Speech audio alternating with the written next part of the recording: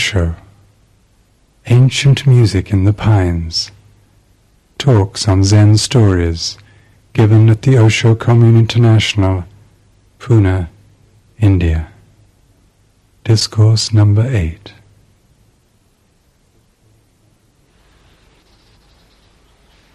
The first question.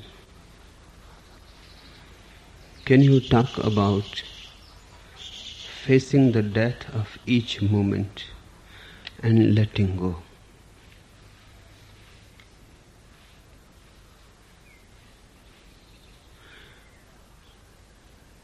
Death is already happening, whether you face it or not, whether you look at it or not. It is already there. It is just like breathing.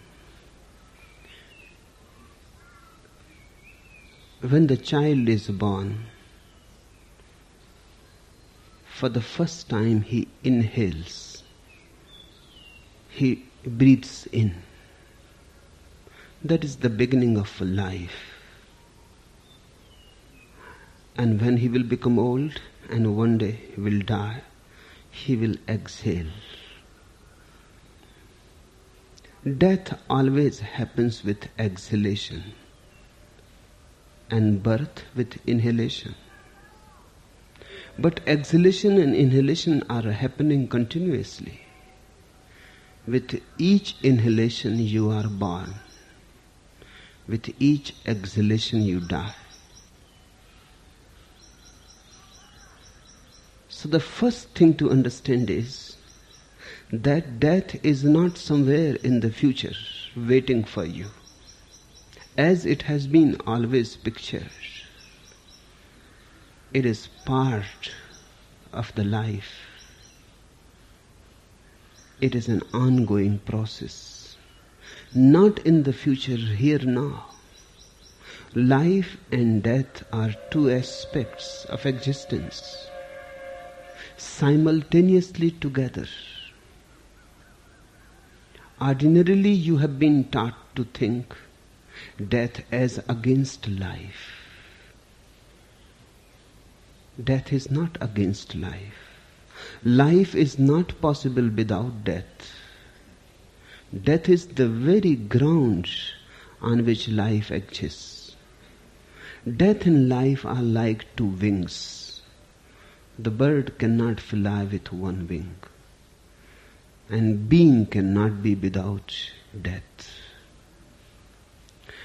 So the first thing is a clear understanding what we mean by death. Death is absolutely a necessary process for life to be. It is not the enemy, it is the friend. And it is not there somewhere in the future, it is here now. It is not going to happen, it has been always happening. Since you have been here, it has been with you. With each exhalation it happens. A little death, a small death. Because of fear, we have put it in the future. Because the mind always tries to avoid things which it cannot comprehend. Death is one of the most incomprehensible mysteries. There are only 3 mysteries in life: life, death, and love. And all these 3 are beyond mind. So mind takes life for granted. Then there is no need to inquire. That is a way of avoiding. You never think, you never meditate on life. You simply have accepted it, taken for granted. It is a tremendous mystery. You are alive But don't think that you have known life. For death, mind plays another trick. It postpones it.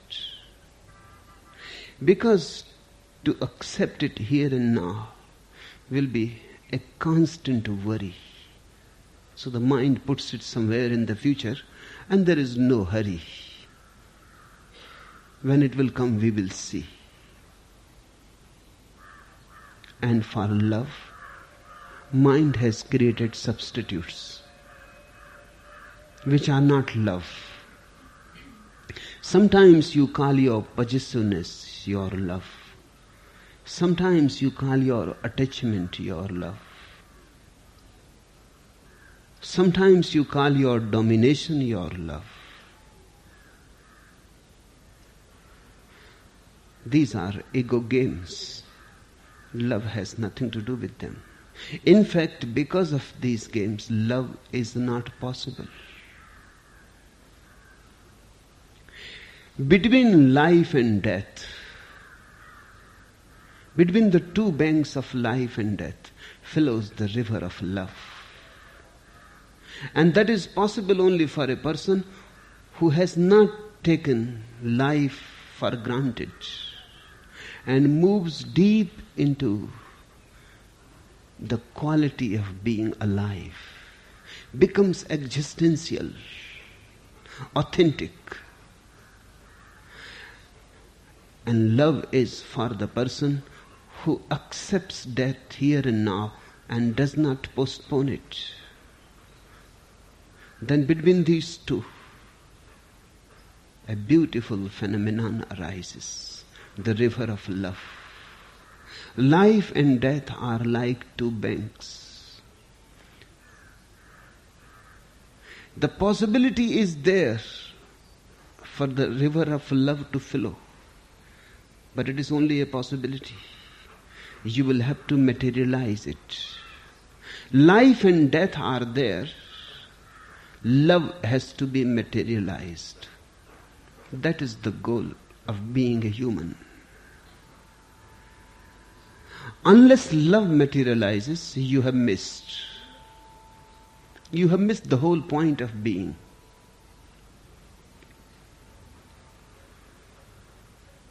Death is already happening. So don't put it in the future. If you don't put in the future, then there is no question of defending yourself. If it is already happening, and it has been already happening always, then there is no question to protect yourself against death. Death has not killed you. It has been happening and you are still alive. It is just now happening and life is not destroyed by it. In fact, because of it, life renews itself each moment. The old leaves fall.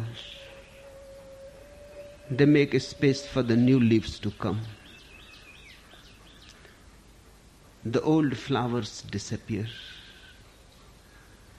The new flowers appear.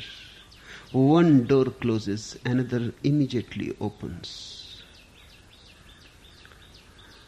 Each moment you die, and each moment there is resurrection.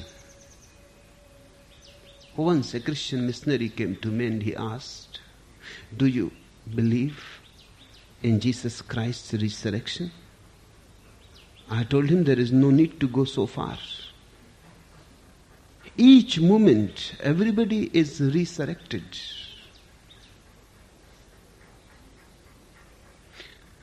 But he could not understand. It is difficult, people who are too much in their ideology. He said, "But do you believe that he was crucified? Is not this just a myth or a reality? What do you think?" I said to him again that everybody is crucified every moment. That is the whole meaning of Jesus' crucifixion and his resurrection. Whether it is historical or not does not matter in the bit. It is simply irrelevant to think whether it happened or not. It is a happening. Each moment the past is crucified, the old leaves disappear, and each moment the new being arises in you, resurrects. It is a constant miracle.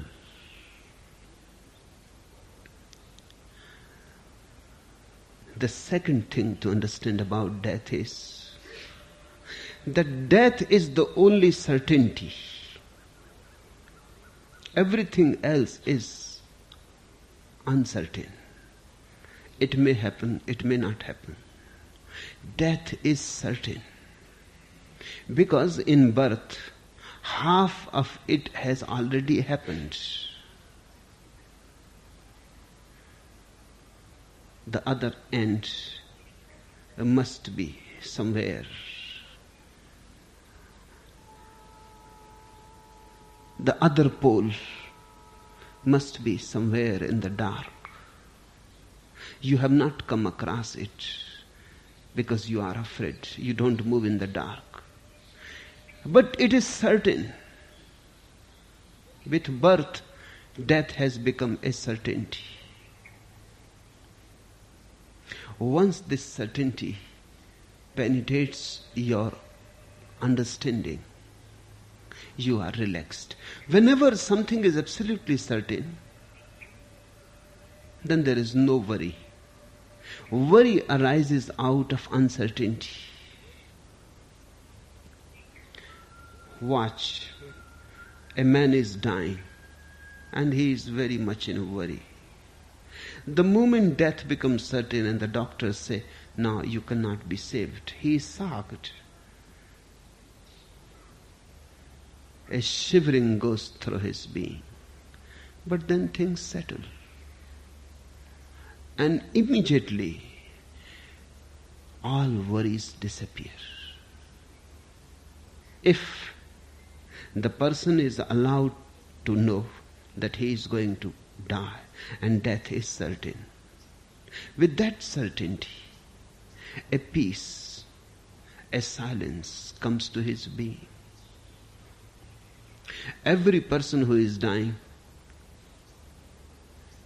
has the right to know it. Doctors go on hiding many times, thinking that why disturb? But uncertainty disturbs, certainty never. This hanging in between, this being in the limbo, whether one is going to live or die, this is the root cause of all worry. Once it is certain that you are going to die, then there is nothing to do. Then simply one accepts it. And in that acceptance, a calmness, a tranquility. So if the person is allowed to know that he is going to die, in the moment of death he becomes peaceful. In the East we have been practicing that since millennia. Not only that, in countries like Tibet, particular techniques were evolved to help the man to die. They call it Bardo Thodol. When a person is dying, friends, relatives, acquaintances will gather together around him to give him absolute certainty that he is going to die and to help him relax. Because if you can die in total relaxation, the quality of death changes. Your new birth somewhere will be of a higher quality, because the quality of the birth is decided by death. And then, in turn, the quality of birth will decide the quality of another death. That's how one goes higher and higher. one evolves. And whenever a person becomes absolutely certain about death, a flame arises on his face. You can see. In fact, a miracle happens. He becomes so much alive as he has never been before.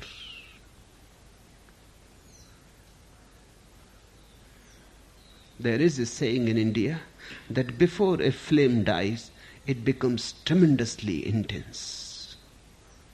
Just for a moment, it flares up to totality.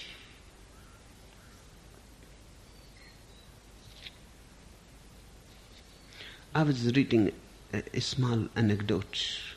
Once there were two little worms. The first was lazy and improvident and always stayed in bed late. The other was always up early, going about his business. The early bird caught the early worm. Then along came a fisherman with a flashlight and caught the night crawler. Moral, you can't win. Death is certain.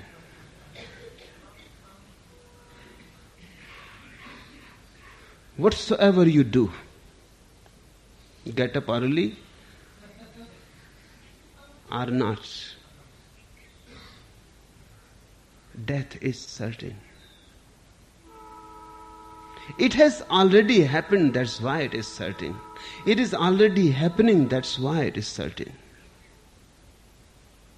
So why wait for the moment when you will be dying on your bed? Why not make it certain right now? Just watch. If I say death is certain, can't you feel within you fear disappearing? Can't you feel the very idea, and it is just an idea right now, not your experience, just an idea that death is certain, and you are calm and quiet. If you can experience it, and you can, because it is a fact. I am not talking about theories. I don't deal in theories. This is a simple fact. Just open your eyes and watch it. And don't try to avoid it. There is no way to avoid it. In avoiding, you miss. Accept it. Embrace it. And live with the consciousness that each moment you die and each moment you are born. And allow it to happen. Don't cling to the past. It is no more. It is already gone. Why go on carrying dead things? Why be so much burdened with corpses? Drop them. And you will feel weightlessness. And you will feel unburdened. And once you drop the past, future drops on its own accord. Because future is nothing but a projection of the past. In the past, you had some pleasures. Now the mind projects those same pleasures in the future. In the past, you had some sufferings. Now the mind projects a future in which those sufferings are not allowed to happen. That's what your future is. What else your future is? Pleasures that you enjoyed in the past are projected. Miseries dropped. A modified future, more colorful past, a modified past, painted, repainted, renovated. But it is the past. Once the past drops, suddenly the future drops. And then you are left here and now. Then you are in existence. You are existential. And that is the only way to be. All other ways are just to avoid life. And the more you avoid life, the more you become afraid of death. A person who is really living is not in any way afraid of death. If you are rightly living, you are finished with death. You are already too much grateful, fulfilled. But if you have not lived, then the constant worry continues that I have not lived yet and death is coming. And death will stop all. And with death there will be no future. So one becomes apprehensive, afraid, and tries to avoid death. In avoiding death, one goes on missing life. Forget about that avoidance. Live life. In living life, death is avoided. In living life, you become so fulfilled that if this very moment death comes and the future stops, you will be ready. You will be happily ready. You have lived your life. You have delighted in existence. You celebrated it. You are contented. There is no complaint, no grumbling. You don't have any grudge. You welcome death. And unless you can welcome death, one thing is certain, that you have not lived.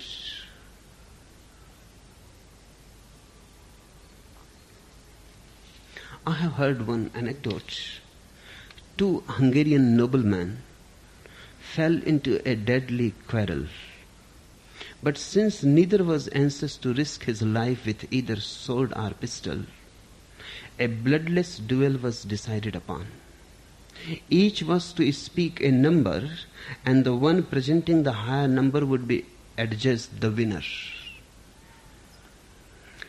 The seconds were of course at hand, and the excitement and suspense were extreme as the two noblemen, seated at opposite ends of a long table, bent to the task of thinking of a high number. The challenged party, who had the privilege of going first, thought long and hard. The veins on his temples swelled, and the perspiration stood out on his forehead. 3, he said finally. The other duelist said at once, well, that beats me. When you are afraid of death, even number 3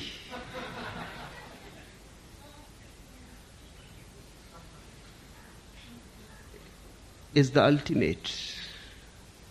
When you are afraid of death, you go on finding excuses how to go on living. Whether your life means anything or not, one simply goes on finding excuses to prolong. In the West now, there is a craze how to prolong life that simply shows that somewhere life is being missed. Whenever a country or a culture starts thinking how to prolong life, it simply shows one thing, that life is not being lived. If you live life, then even a single moment is enough.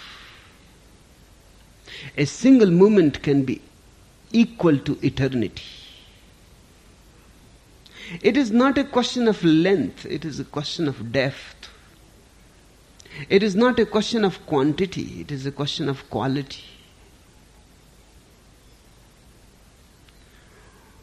Just think, would you like one moment of Buddha's life, or you would like 1,000 years of your own life?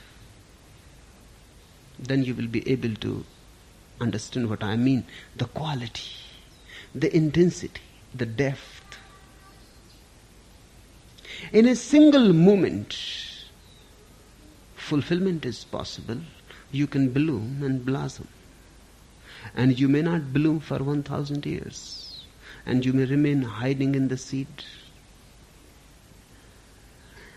This is the difference between the scientific attitude towards life and the religious attitude. The scientific attitude is concerned with prolongation, how to prolong life. It is not concerned with significance. So you can find in the hospitals, particularly in the West, old people just hanging. They want to die, but the culture won't allow them. They are fed up with just being alive. They are simply vegetating. No significance, no meaning, no poetry. Everything has disappeared. They are burdened to themselves. They are asking for athanasia. But the society does not allow. The society is so much afraid of death that it does not allow even people who are ready to die.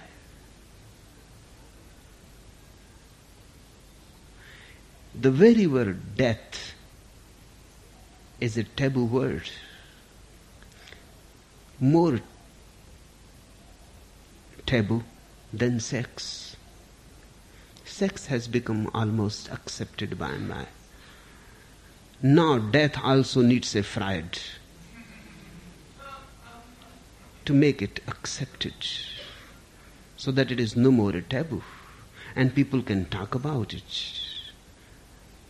And people can share their experiences about it. And there is no need to hide it. And there is no need to force people to live against themselves. In hospitals, in old people's homes, people are simply hanging. Because the society, the culture, the law won't allow them. And if they ask that they should be allowed to die, it looks like as if they are asking for suicide. They are not asking for suicide.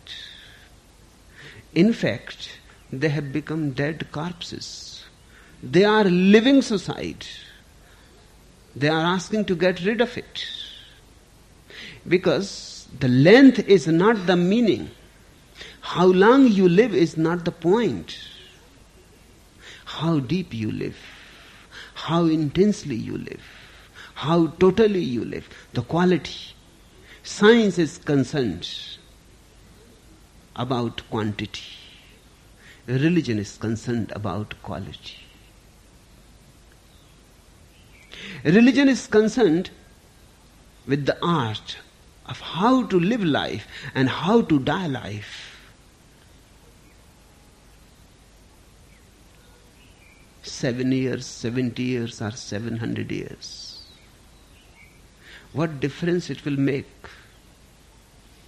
You will go on repeating the same vicious circle. Again and again and again. You will simply get more and more bored. So change the focus of your being. Learn how to live each moment and learn how to die each moment, because both are together. If you know how to die each moment, you will be able to live each moment. Fresh, young virgin. Die to the past. Don't allow it to interfere your present. The moment you have passed from it, let it be. No more there. It is no more there. Only in your memory it goes on. It is just a remembrance.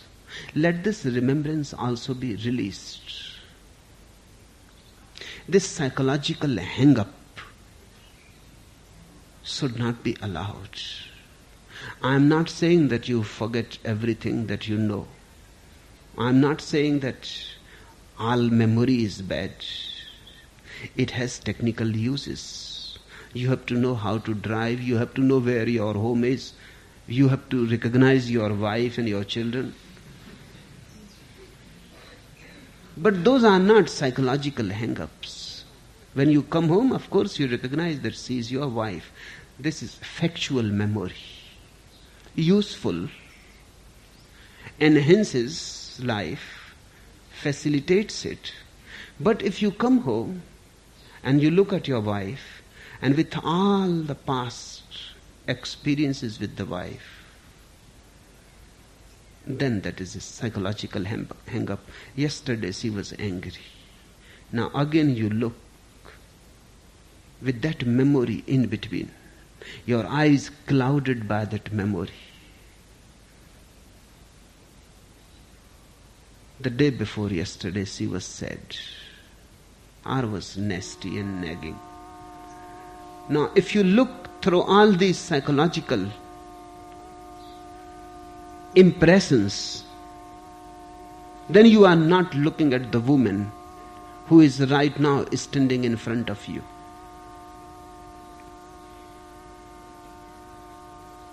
You are looking at someone who is not there. You are seeing someone who does not exist. You are looking at a ghost. She is not your wife. And she may also be looking in the same way. So ghosts meet and realities remain separate. Ghosts are married and realities are divorced. Then these two ghosts will make love. These two ghosts will fight, quarrel, and do 1,001 things. And the realities will be far, far away. There will be no contact. Realities will not have any connection. And then there can be no communication. There can be no dialogue. Only realities can love. Ghosts can only make impotent gestures, movements, but no life in them.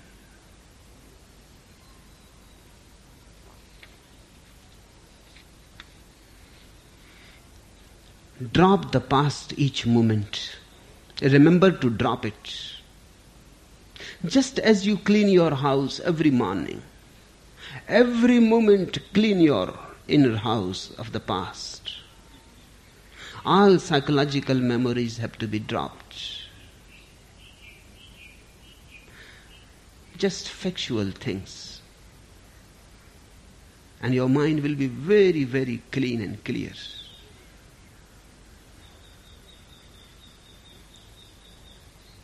Don't move ahead of yourself in future, because that is not possible to do. Future remains unknown. That is its beauty. That's its grandeur, glory. If it becomes known, it will be useless, because then the whole excitement and the whole surprise will be lost. Don't expect anything in the future. Don't corrupt it, because all your expectation, if fulfilled, then too will make you miserable, because it is your expectation and fulfilled. You will not be happy about it. Happiness is possible only through surprise. Happiness is possible only when something happens which you had never expected. When something takes you completely unawares. If your expectations are fulfilled 100%, you will be living as if in the past, not in the future. You come home and you expected your wife to say something, and she says. And you expected your child to behave in a certain way, and the child behaves. Just think You will be constantly in boredom. Nothing will happen. Everything will be just a repetition, as if you are seeing something which you have seen before, hearing something which you have heard before. Continuously you will see it as a repetition of something. And repetition can never be satisfying. New, the novel, the original is needed. So if your expectations are fulfilled, you will remain completely unfulfilled. And if your expectations are not fulfilled, then you feel frustrated. Then you feel constantly as if you propose and God goes on disposing. You feel the God as the enemy. You feel as if everybody is against you and everybody is working against you. Your expectations are never fulfilled. You feel frustrated. Just meditate upon your expectations. If they are fulfilled, you will feel bored. If they are not fulfilled, you will feel cheated. As if a conspiracy is going on against you. The whole existence conspiring against you. You will feel exploited. You will feel rejected. You will not be able to feel at home. And the whole problem arises because you expect. Don't go ahead in the future. Drop expectations. Once you drop expectations, you have learned how to live. Then everything that happens fulfills you. Whatsoever it is. You never feel frustrated, one thing. Because in the first place, you never expected. So frustration is impossible. Frustration is a shadow of expectation. Expectation dropped, frustration drops on its own account. You cannot frustrate me because I never expect anything. Whatsoever you do, I will say good. I always say good except only few times when I say very good.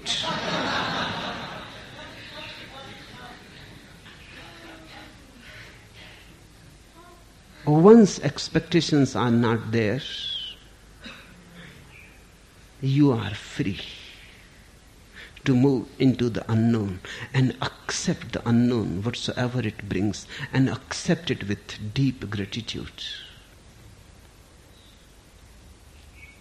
Complaints disappear. Grumbling disappears. Whatsoever the situation, you always feel accepted at home. Nobody is against you. Existence is not a conspiracy against you. It is your home. Second, and everything happens unexpected. Everything becomes new. It brings freshness in your life. A fresh breeze continuously blowing. It does not allow dust to gather on you. Your doors and your windows are open.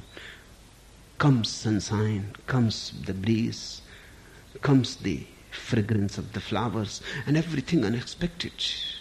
And you had never asked, and the existence goes on showering on you. One feels God is. The proposition God is not a proposition. It is a statement of someone who has lived unexpectedly, without any expectations, who has lived in wonder. God is not a logical hypothesis. It is an exclamation of joy. It is just like, aha. It doesn't mean anything more. It simply means, aha. so beautiful, so wonderful, so new, so novel, and beyond anything that you could have dreamt. Yes, life is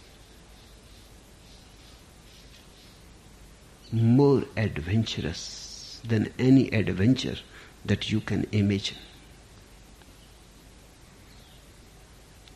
And life is pregnant, always pregnant with the unknown. Once you expect, everything is destroyed.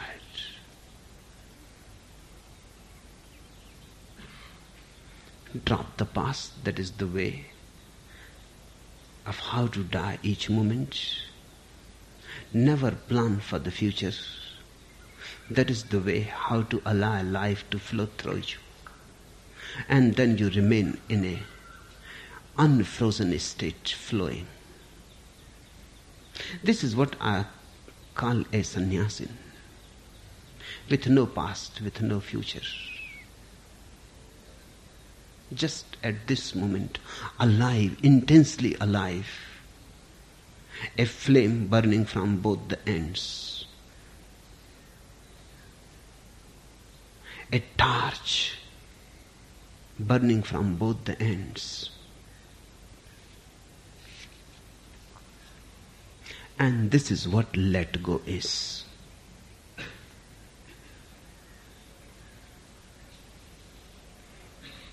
The second question.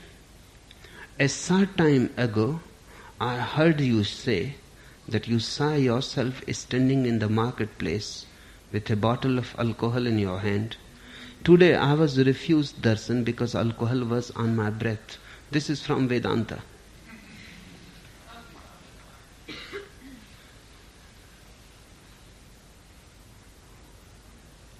What I say and what you hear are not necessarily the same. My alcohol is my alcohol. Your alcohol is your alcohol. When I am talking about alcohol, I am not talking about your alcohol. I am talking about the alcohol of Buddhas. Yes, they are drunk with the divine. But I can understand. You go on hearing that which you want to hear. You don't hear me. You manipulate. You manage to hear whatsoever you want to hear. Your unconscious goes on interfering. It goes on confusing you. Yes, I said that I am in the marketplace, and not only in the marketplace but with a bottle in my hand. This is an old Zen saying. Zen says, finally, one who has understood himself comes back to the world and comes completely drunk. But why a bottle in the hand? The meaning is clear. Not only he is drunk, he has something to offer to you also.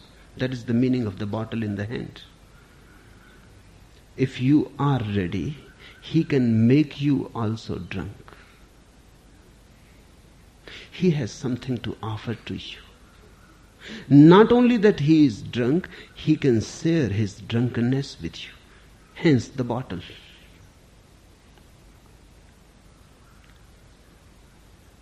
He has some invitation for you.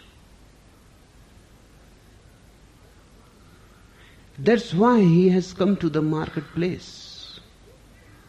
You go to the marketplace to get something. He has come to the marketplace to give something. He has found something. And this finding is such that it has to be shared. Sharing is its intrinsic nature. You cannot keep your bliss to yourself. It is as if a flower is trying to keep its fragrance to itself. Or a star is trying to keep its light to itself. It is not possible. When there is light, it spreads. It goes to others. It helps even those who are not even prepared to take its help. The fragrance disperses into the winds. For friends and for foes alike. Once a man has attained, he has to share. Not that he has to do something to share it. He simply finds himself sharing. He cannot do otherwise. He moves to the marketplace where people are. Where people are stumbling in darkness, he brings his light to them. Where people are thirsty, he brings his own drunkenness to be shared with them. Yes, I am drunk and I have a bottle in my hand. Can't you see it? But it is not your bottle. But people have an unconscious tendency to hear something which is not said. I have heard one anecdote. A cave woman running to her husband in the greatest possible agitation, woke, she called out, "Something terrible has just happened. A saber-toothed tiger has gone into my mother's cave and she's in there. Do something, do something." Vogue looked up from the mastodon drumstick at which he was gnawing and said, "Why should I do something? What the devil do I care what happens to a saber-toothed tiger?"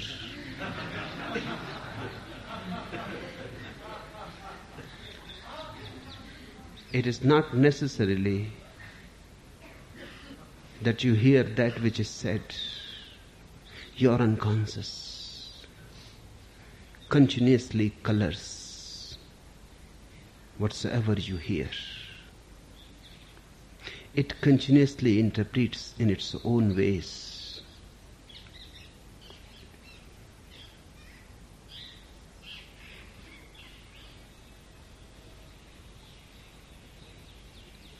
The words may be the same,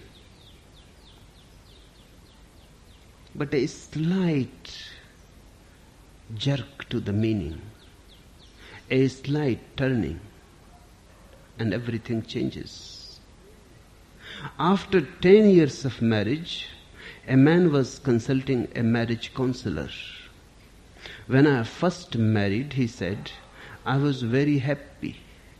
When I would come home at night, my little dog would race around barking and my wife would bring me my slippers.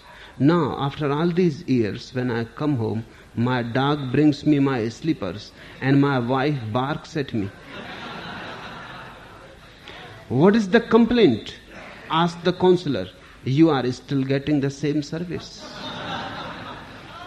Yes, the service is same, but it's still not the same. You may hear my words and you may think the meaning is the same, It is not. So please be careful. Handle my words very carefully. They are delicate. And before you decide what they mean, don't be in a hurry. Meditate. Otherwise, not only you will miss, you may misunderstand. And not only my words will not be able to help you, they can be harmful.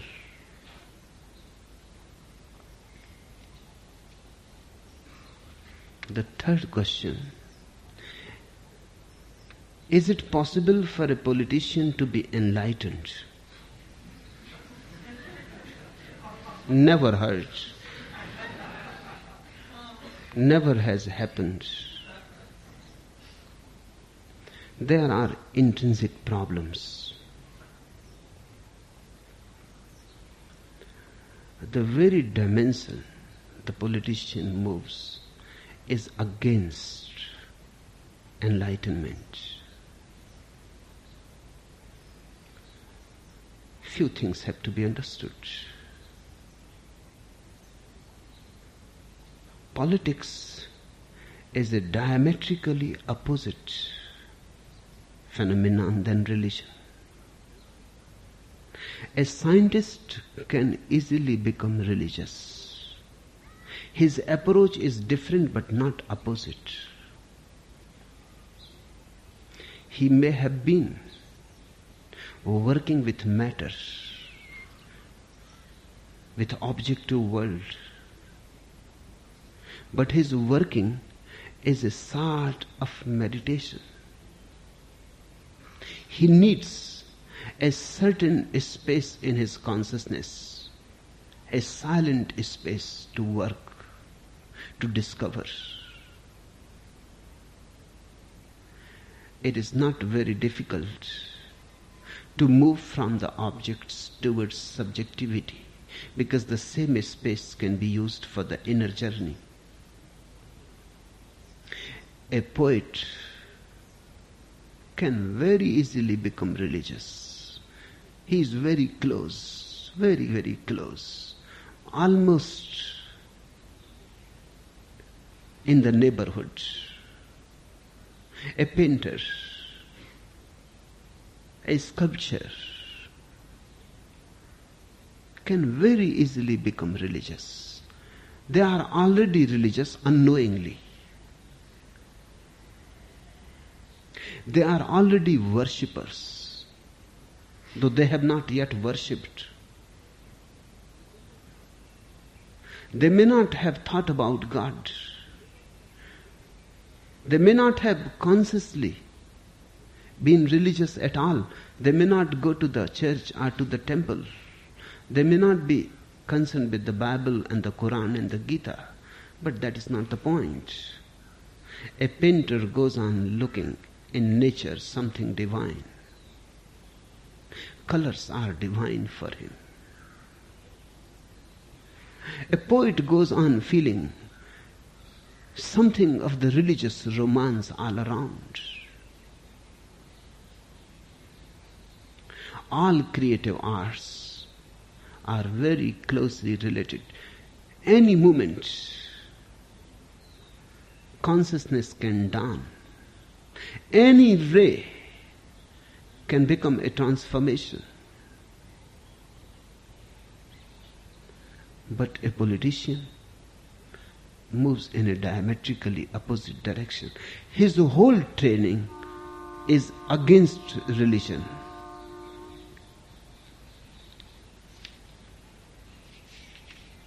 I have heard an anecdote. The congressman had delivered a stirring speech against a controversial bill. He was promptly buried in mountains of mail from back home as constituents wrote condemning his stand. Next day he was back on his feet in the House, this time making a speech in favor of the bill. When he finished, a colleague collared him. "Yesterday," said the colleague, "you made an eloquent explanation of the principles which motivated your stint. I wonder what has happened to change your mind.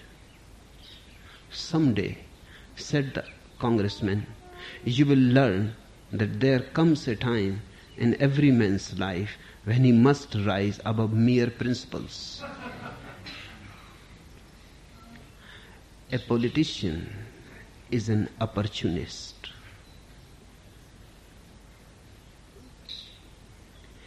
In fact, he has no principles. He talks about principles. But a politician has no principles. He pretends that he has principles. But if he is a politician worth the name, he cannot have any principles. Those principles are just to fool people. He is on an ego trip. He uses all sorts of principles. I have heard about one politician. In an election campaign, he was speaking in his constituency, and there was a great controversy about prohibition, whether alcohol should be totally prohibited or not. When he was speaking, a man stood up and asked that what is your stint about prohibition?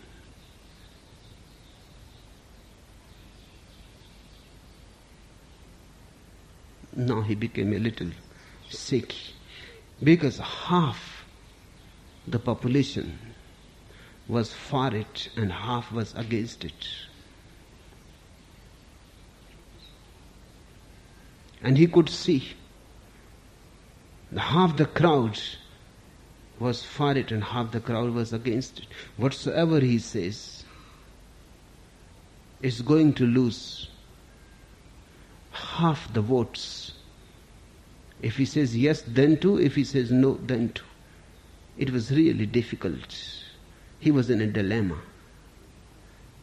And then he said, you all are my friends. Please raise hands who are in favor and who are against it. Half the people raised their hands in favor and half against. And he said, good. I'm with my friends. I'm all for my friends. You are all my friends and I'm for you. Now he is neither saying yes nor saying no. The trip is of the ego. How to become more powerful. How to control others. Religion is just the opposite.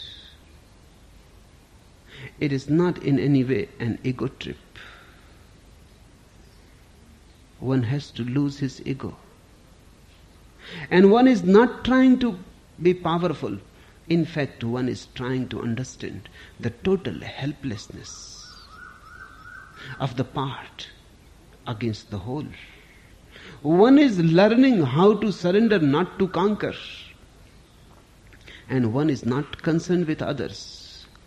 One is totally concerned with himself. If this much is possible, that I can become aware of my own being, enough, more than enough.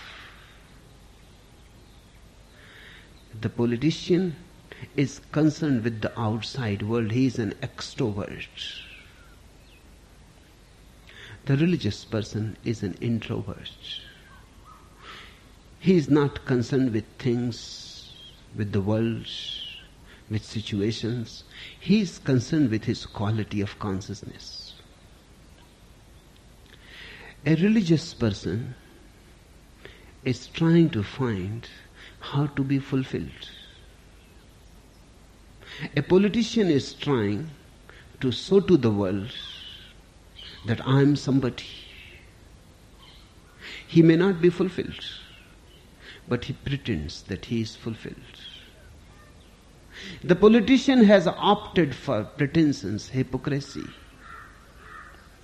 He simply wants the whole world to know that he is somebody special, extraordinary, very happy. Deep inside he may be carrying a hell. But he believes if he can fool everybody else, he will be able to fool himself. That dream is never fulfilled. You can fool everybody else by smiling, a false smile. But how can you fool yourself? Deep down, you know everything is getting cold and dead. Deep down, you know everything is empty, vain. But one goes on thinking that if I can convince everybody else that I am somebody, then somehow I will be able to convince myself that I am somebody. The politician is a liar. He is trying to lie to himself and to the whole world. The religious dimension is the dimension of being true, authentic. Once it happened, a man entered in a bar and said, "Bartender, I want you to meet my dog. He talks. I will sell him to you for only $10. Who you think you are kidding?" said the bartender. The dog, tears in his eyes, looked up. "Please buy me," he said. "This man treats me cruelly. He never gives me a bone. He never bathes me. He is always kicking me around. And once I was the richest trick dog in the country. I performed before presidents and kings. My name was in the papers every day, and so he does talk," said the bartender. "But why sell a valuable dog like that for only $10? "Because," said the customer, "I hate liars." A politician is a liar. And he is trying to convince himself through convincing others. A politician is almost mad for power. Many people are in the madhouses in the world. Somebody thinks he is Adolf Hitler. Somebody thinks he is Napoleon. Somebody thinks he is a Ford or Mao Zedong. And they are in the jails, are in the madhouses, are in the hospitals. Because we think they have gone mad. Somebody thinking himself that he is Adolf Hitler is thought to be mad. But what about Adolf Hitler himself? The only difference is this, that this madman who thinks himself that he is Adolf Hitler has not been able to prove. That's all. He is innocent. His madness is just innocence. Adolf Hitler proved to the world that yes, he is. Adolf Hitler is more mad than this man. His madness was such that he proved to the whole world that he is somebody. If he cannot create, then he can destroy. There are only two possibilities. Either you can be a creator, and then you feel a certain fulfillment that comes to a mother when she gives birth to a child, or that comes to a poet when a poetry is born, or to a sculptor when he has created something, a beautiful piece, in marble, in stone, in wood. Whenever you create something, you feel enhanced. You reach towards peaks. You get high. All people who are creative are close to religion.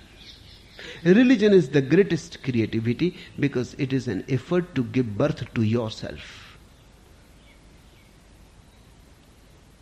To become a father and a mother to yourself. To be again born. To be reborn. Through meditation. Through awareness. A poetry is good. A painting is good. But when you give birth to your own consciousness, then there is no comparison. Then you have given birth to the ultimate poetry, the ultimate music, or the ultimate dance. This is the dimension of creativity. On the rung of creativity, religion is the last. That is the greatest art, the ultimate art. That's why I call it the ultimate alchemy. Just the opposite is the rung, the ladder of destruction. People who cannot be creative become destructive. Because through destruction, they can have a vicarious feeling that they are powerful. When Hitler destroyed millions of people, of course he had a very powerful feeling that I am somebody. I can destroy the whole world. He was almost ready to destroy the whole world. He has almost destroyed it.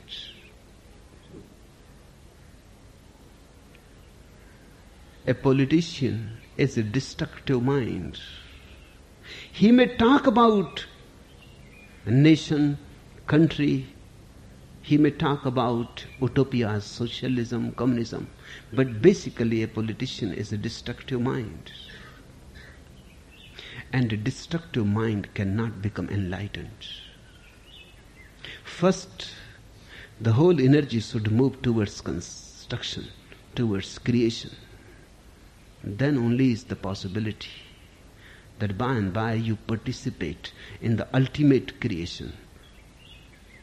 That is nirvana, the ultimate creation in which you are born, divine, infinite, unlimited. You expand, you spread all over existence. Then you are no more a wave, but you have become the ocean. The politician can never become enlightened. I am not saying that the politician cannot move towards enlightenment. He can move, but as he moves, he will have to drop the politics. A politician is also a human being, but he will have to drop the politics. By the time he comes to meditate, he will be no more a politician. Remaining a politician cannot become enlightened. His humanity is there. Even a Hitler can become a Buddha someday. One hopes he will become someday, far away in the future. But even an Adolf Hitler is going to become a Buddha. That is his potentiality. But then, by that time, he will not be an Adolf Hitler.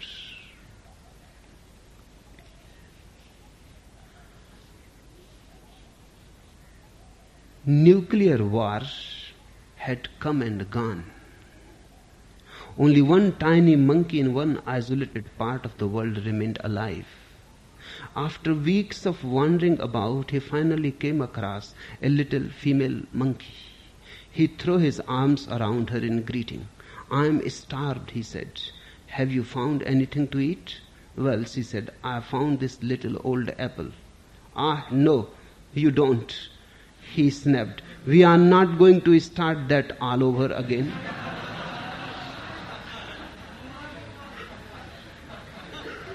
Even monkeys are worried about humanity. And I have heard monkeys talking. They don't believe in Darwin. They don't say that man has evolved out of monkeys. They don't think that man is a developed form. They think man has fallen from the monkeys. Of course, fallen from the trees, fallen from the height, fallen from the monkeys.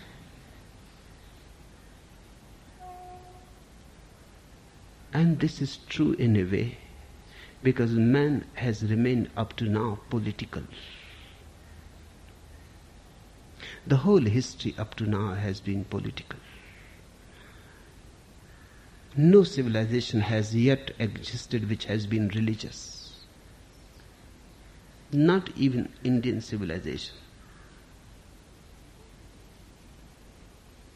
Not a single nation has come up to in being which is religious. Only rare individuals here and there, far apart. Somewhere a Buddha, a Jesus, a Zarathustra, a Lao Tzu, islands. Otherwise, ordinarily, the main current of humanity has remained political. Politics is basically ambition. Politics is basically wrong because ambition is wrong. You are not to become somebody, says religion. You are already. You are not to become powerful. You are already. You are extensions of God. You need not be worried about being powerful and somebody on a throne. Those are all stupid games. Childish, very juvenile, immature. You cannot find more immature people than politicians. In fact, in a better world, politicians will be kept in madhouses and mad people should be allowed to move into the world. Those mad people have not done anything wrong. They may be a little off the track, but they have not been harmful. Politicians are dangerously mad people, tremendously dangerous. I have heard that before Richard Nixon renounced his throne,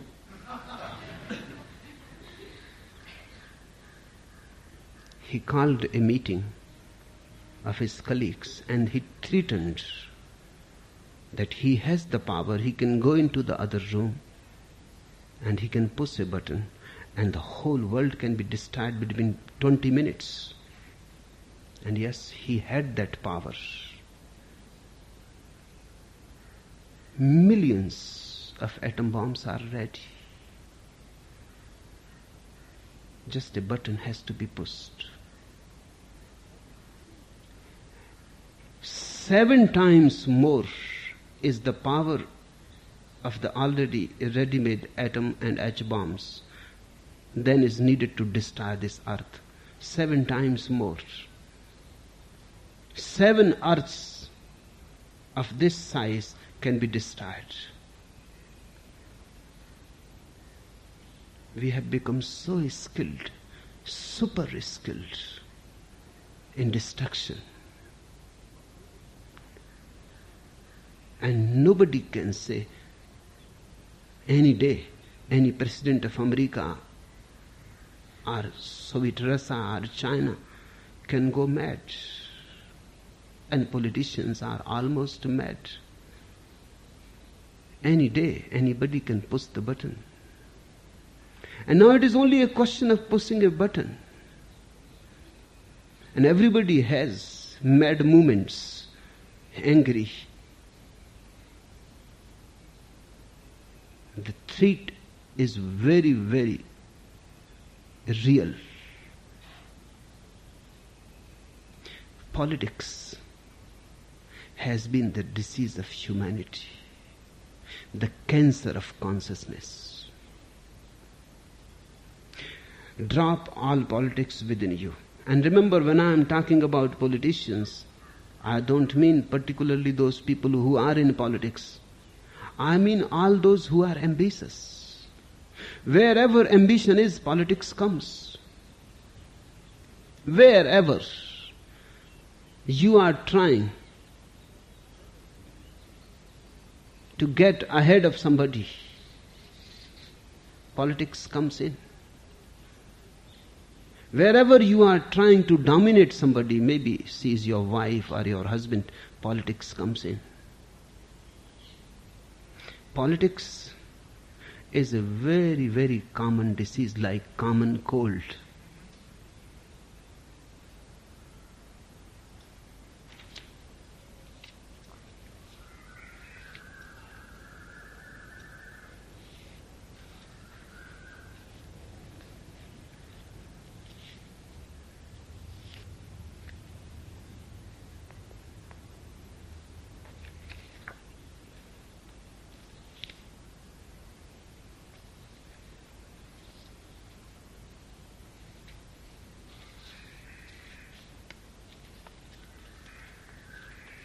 The last question. Since I have been here, I have lost my ability to concentrate. It is hard for me to utter a logical sentence, and I have become very forgetful. I feel myself as a stupid child. Is that the way to the intelligence you talk about?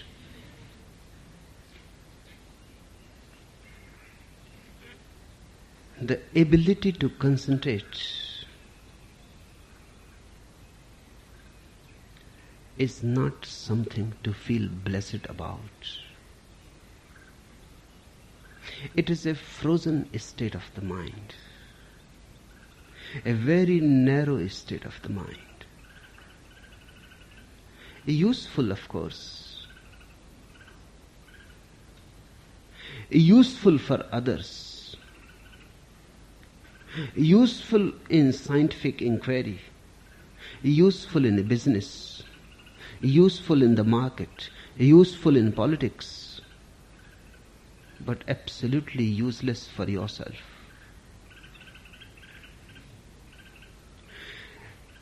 If you become too much attuned with concentration, you will become very, very tense.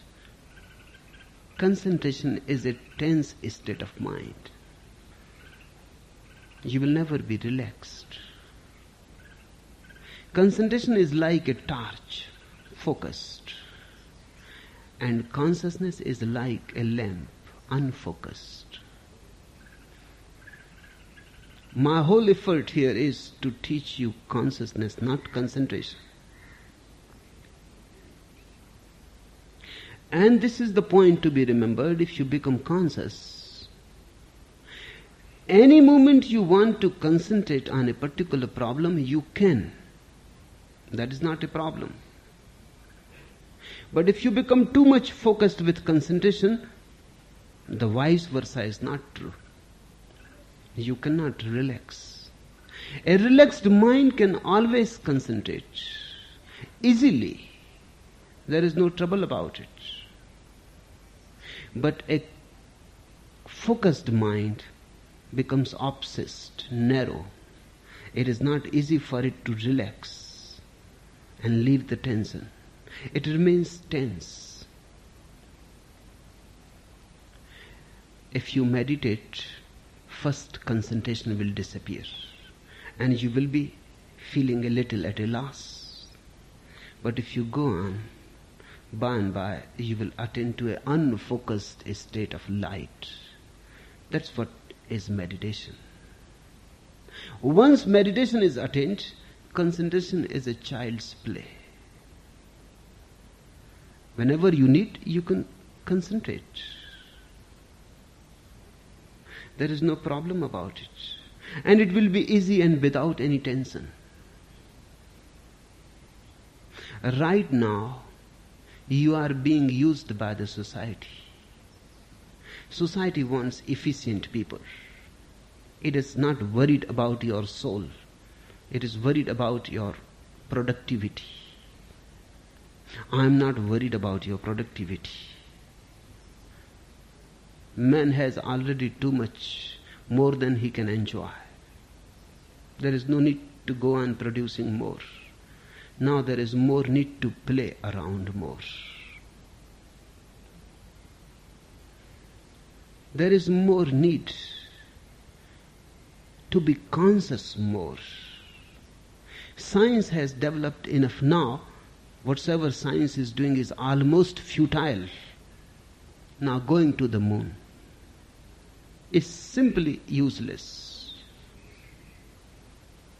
But tremendous energy is wasted.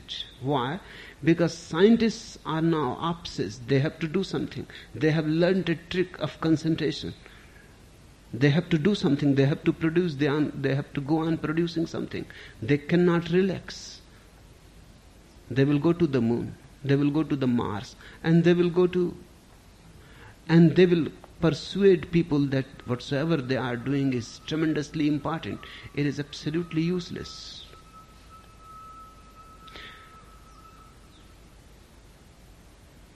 But this happens. Once you become trained in a certain thing, you go on in that line. Blind. Unless a cul-de-sac comes and you cannot go anymore. But life is infinite. There comes no cul-de-sac. You can go on and on and on.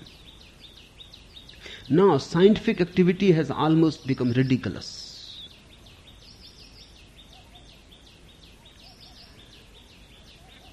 Religious activity is totally different. It is not worried about being more efficient. The whole point is how to be more joyful, how to be more celebrating. So if you go with me, by and by concentration will relax. And in the beginning you will feel afraid because you will see your skill disappearing, your efficiency disappearing. You will feel you are losing something that you have gained with so much effort. In the beginning it will happen. The ice is melting and becoming water. The ice was solid, something, concentrated. It becomes water, loose, relaxed, flows in all directions. But any time you need ice, the water can be turned into ice again. There is no problem. Just a little more cooling is needed. This is my own experience. Whatsoever I say with my own experience. The same has happened to me. First concentration disappeared. But now I can concentrate on anything. There is no problem. But I don't remain in concentration. I can concentrate and relax. Whenever the need arises, you walk. You just don't sit on the chair and go on moving your legs. There are few people who go on because they cannot sit relaxed. Then you will call that this man is restless. Legs are needed in perfect order. Whenever you need, you can walk, you can run. But when there is no need, you can relax. Then the legs are no more functioning. But your concentration has become almost like as if you are continuously preparing for an Olympic. Runners in an Olympic cannot relax. They have to run a particular amount every morning, evening. They are continuously on the go. If they relax for a few days, they will lose their skill.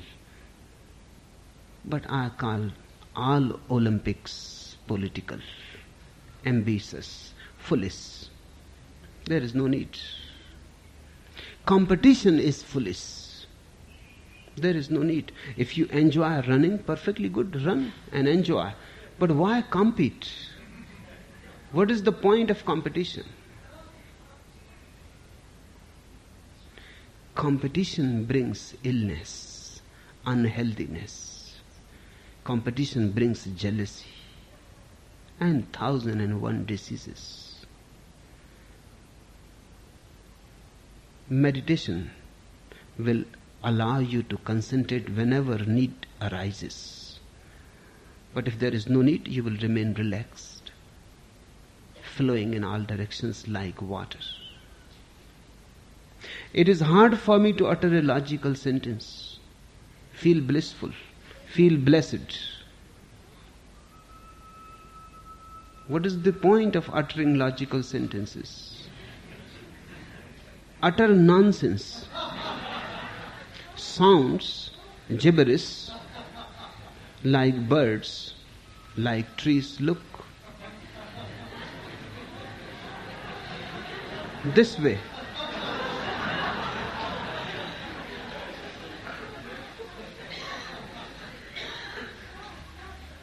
Is this logical?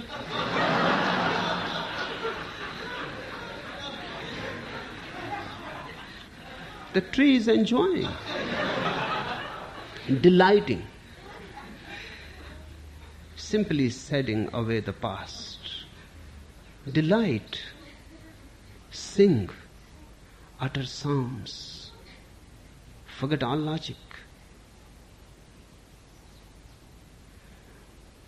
By and by, you will become more alive, less logical, of course. That is the price one has to pay. You become dead if you become more logical. You become more alive if you become less logical. Life is the goal, not logic. What you are going to do with logic? If you are hungry, logic is not going to feed you. If you need love, logic is not going to hug you. If you are thirsty, logic will tell you water is H2O. It is not going to give you water, real water. No. It simply functions in formulas, maxims. Look at life. And by, you will understand that life has its own very illogical logic. Be attuned to it. That will become the door for your ecstasy, samadhi, nirvana. And I have become very forgetful. Perfectly good. If you can forget, you will be able to remember more. Forgetfulness is a great capacity. It simply means getting the past dusted off.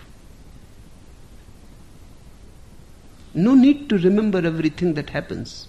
Almost 99% is trivia. But you go on remembering.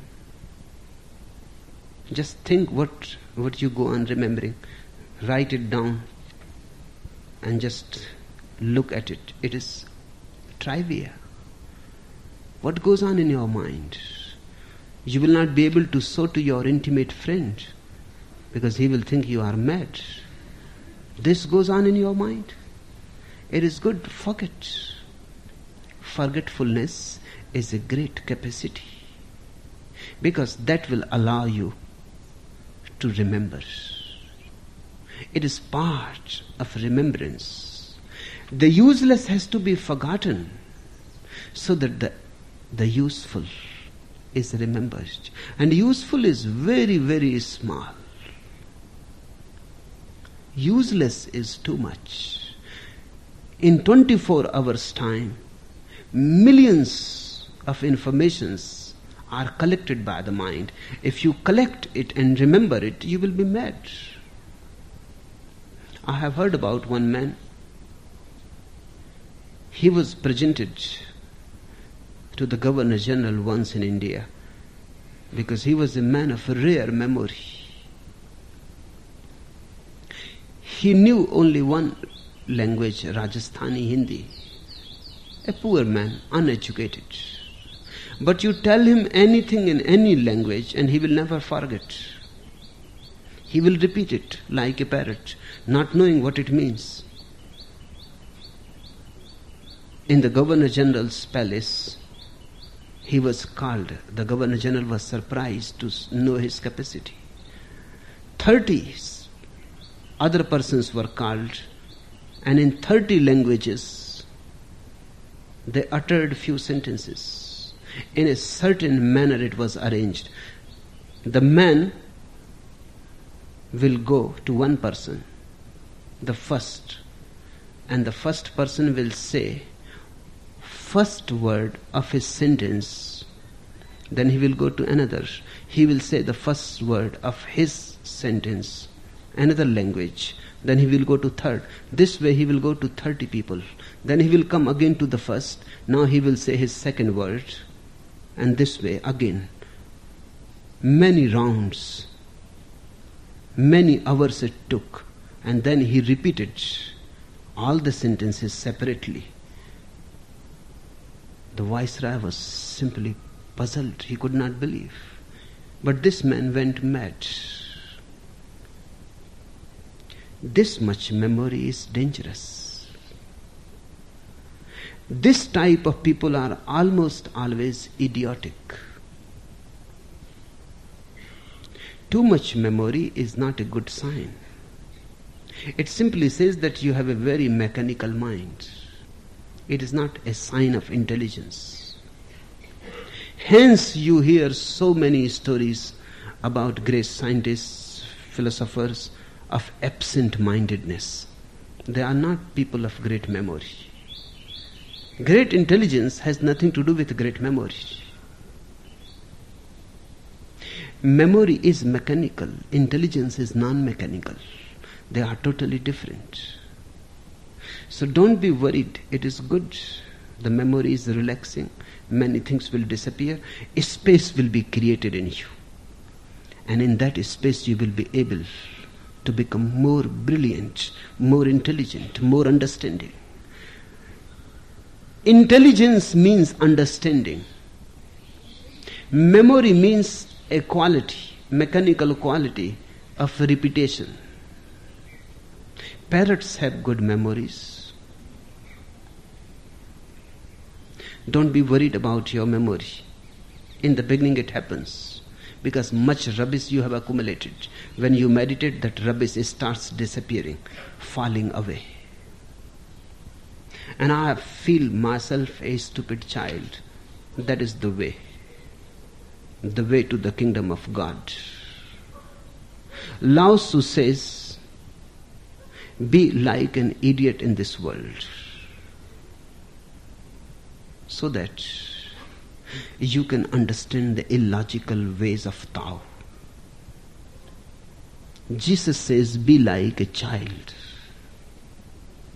because only those who are like children will be able to enter into the kingdom of God.